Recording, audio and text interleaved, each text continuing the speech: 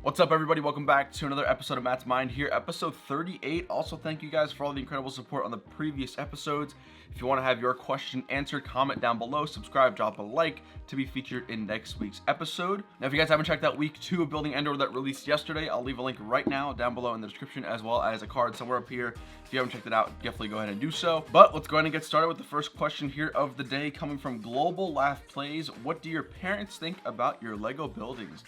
It's a very good question. When I was younger, it was definitely expected, right? You know, when you're like 10, 12 years old, building, playing with Lego, it was a pretty standard thing. Of course, I went into my dark ages, then I sort of came back into Lego around 18 years old. Now I'm 21. So you can imagine it's definitely a little bit weird for my parents to see how much Lego I have and all that kind of stuff. But for the most part, they definitely respect it. And I think they see the true passion that I have for building Lego and also creating content. So they're very easygoing with it. They're very understanding and they're very supportive overall. I'm sure they probably think I spend like too much time on Lego and like too much money on Lego, which I guess is sort of like to be expected. But I'd say for the most part, they're very supportive and they definitely always like to help me out in any ways I can, sharing my videos with other family members and stuff like that. The next question comes from Pancake Studios. What are the most interesting questions asked on Matt's Mind? There's no particular question, but I love questions about my personal life. You know, obviously Lego questions are cool, Lego Star Wars, how to do YouTube. All those questions are fun and all, but I really like the questions that ask me about like my own personal life, obviously to a certain degree. Now, that being said, if you guys have questions about stuff outside of Lego and YouTube, I'd be more than happy to answer them as long as they're appropriate. So again, comment them down below. They make for really good questions. Chandler L asks, what are some of the most annoying / repetitive Matt's Mind questions? There's really only two. Number one is, what's your favorite set? I see a lot of those questions pretty much in every single episode, and it always stays the same. Favorite set is UCS Star Destroyer. It will always be that one. And the second most annoying question is people asking where Jeddah is. I've said this many times. Jeddah is no longer a thing. The MOC series has stopped with Jeddah, so if you're asking about that, please stop. Jeddah's done. Let's move on. Brix is asking, are you going to be streaming Endor building? Yes, I actually just did a stream a few days ago. I'll be doing one this week. Every single week, expect at least one building Endor stream. It was super awesome. Over 200 something of you turned down and like actually watched me build, which is incredible. So stay tuned for that. But yes, Endor live streams and live streams in general are like my favorite part of YouTube. Just being able to interact with you guys, have a good time, build some Lego, and just chill out with chat is super incredible. So stay tuned for that. Next question comes from Johan asking, if Lego remade the Venator, would you want it in UCS scale or playset scale? I would like it in UCS. I'm generally not a fan of the big capital ships that are play scale. For instance, the Star Destroyer, the First Order Star Destroyer. I mean, they're cool if you're younger, like 8 or 9, but I personally don't have any desire for a playset capital ship. That being said, I'd love it if Lego made a UCS Venator that was scaled perfectly with the UCS Star Destroyer that just came out in 2019. The Venator in canon and in Star Wars lore is smaller than the Star Destroyer, but it's still a pretty big ship. So I'd love for Lego to recreate a Venator in Ultimate Collector Series, but have it be scaled down so it's properly proportionate to a Star Destroyer. That would be pretty cool. Is asking, do you think that we'll ever get Rogue One theme sets again? I strongly feel Lego can make a better U-Wing than they did in 2016. I don't think so, because obviously Rogue One was 4 years ago, so I don't see any reason, unless it's like at the anniversary of Rogue One, 10 year, 20 year, 25 year. Other than that, I can't see them coming back to Rogue One. That being said, of course, we do have things like The Mandalorian, which we've seen Death Troopers, which were first introduced in Rogue One. So I'd say if there's future Star Wars content that does have stuff we see in Rogue One, that's a great excuse for Lego to make sets that are sort of like Rogue One, but based on the new content. But I don't think we're gonna get just straight up more Rogue One sets. It's 4 years ago. If they were gonna do it, they would have done it already. I'm with you. I want more Rogue One stuff. Rogue One was awesome for me, and I love the OG Imperial era, but I don't think we're gonna get straight up Rogue One movie sets. More so, if more Star Wars future media has stuff we see in Rogue One, it might be reintroduced in that medium. Stop Wars Motions asks, what do you think about buying custom 332nd helmets for your 501st Troopers? It would be much cheaper to do that than buy either just the helmets or the whole AAT.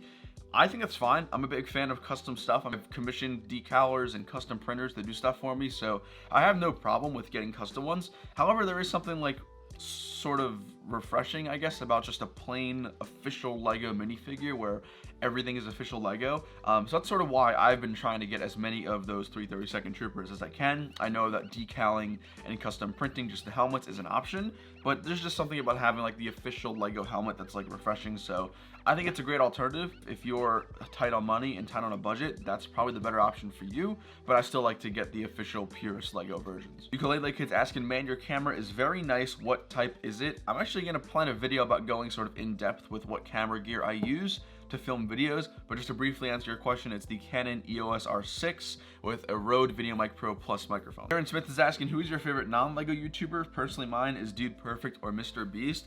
I've been watching a lot of Mr. Beast lately. I pretty much watch every single one of his videos just because it's Mr. Beast and he's like super cool. I'm actually a big fan of David Dobrik as well. His vlogs are super funny if you're a mature audience. So I definitely recommend that. Dude Perfect's also awesome. I do watch them as well, but I'd probably say my #1 most consumed non-YouTuber content is probably David Dobrik. Lego Frantic is asking, do you think you will continue to collect Lego your whole life? I hope so. Probably. I can't see a reason why I would stop collecting Lego. I mean, I could see when I'm older in like my senior ages, maybe I'm not able to do YouTube, not able to do these conventions and these vlogs. Maybe I'll just sort of like casually collect some Lego sets, but I don't see me ever giving up Lego entirely unless something, you know, crazy happens, knock on wood. But I think we're fine going into my entire life. I'm pretty sure Lego will be there for a pretty long time. Jacob Smith's asking, what figures do you need for Endor? I'll send you some if I have any of them. Dude, that's incredibly generous, man. Thank you. As always, guys, my P.O. box is in the description. I never really ask for fan mail or content, but if you guys want to go ahead and do so, be my guest. But Jacob, the figures I'm looking for Endor are pretty much all Rebels. I'm looking for the Rebel troopers that I could use for Endor that are most likely inspired from Battlefront 1 or 2. So if you have any of those, that'd be awesome. Brickwall Productions is asking, could the 2021 TIE Fighter and X-Wing be based off of Squadrons? I think this is actually a really good question and a great point. I think there is a lot of potential for Squadrons stuff.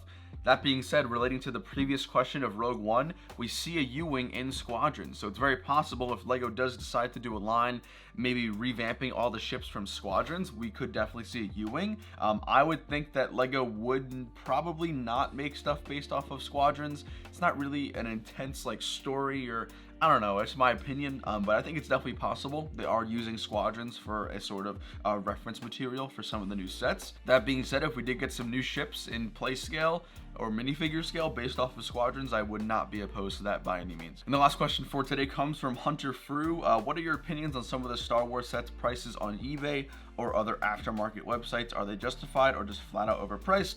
Love the content, by the way. Thank you, Hunter. This is a good question because I, sell stuff for profit. I do run a bricklink store which funds my mocks, so you can make the argument that I'm sort of one of these people, which I completely understand. But here's my thoughts on the aftermarket and all that kind of stuff. There's always going to be a desire for the sets, and sets are not forever. They're limited runs. I will say that there are very few circumstances where I don't believe people should be buying just purely to resell, but I completely respect that ability, and I don't think different of somebody who does resell. For instance, when the 501st Battle Pack came out and people were cheating the system, doing multiple accounts, buying 20, 40, 50 battle packs to simply resell, I think that's a little scummy, but also, I'm buying 30 battle packs and I'm using them. But when it comes down to it, the prices, it's only as much as what you want to pay for, what someone's willing to pay for. So I don't think it's ridiculous how the aftermarket works. I really don't. There are always people who want a set that's been retired, or it's been limited demand, or it's been limited quantity, high demand. And so I think the aftermarket needs to be there for the LEGO hobby to grow. Without the aftermarket and without scalpers, we probably wouldn't have Bricklink, and mock building would be incredibly difficult. You probably wouldn't see nearly as many mocks as you see today. So I think it all depends on the situation. I think there are definitely some crazy overpriced deals, like people selling, a $30 set for $300. That's ridiculous. But again, if they could sell it and earn a living, then who am I to judge them? But thank you guys for watching today's episode of Matt's Mind. Hope you all enjoyed. Like I said, if you guys have a question, you want to be featured in next week's episode, comment it down below. Make sure you subscribe and drop a like on the video, and we'll see you later. Take it easy. Peace.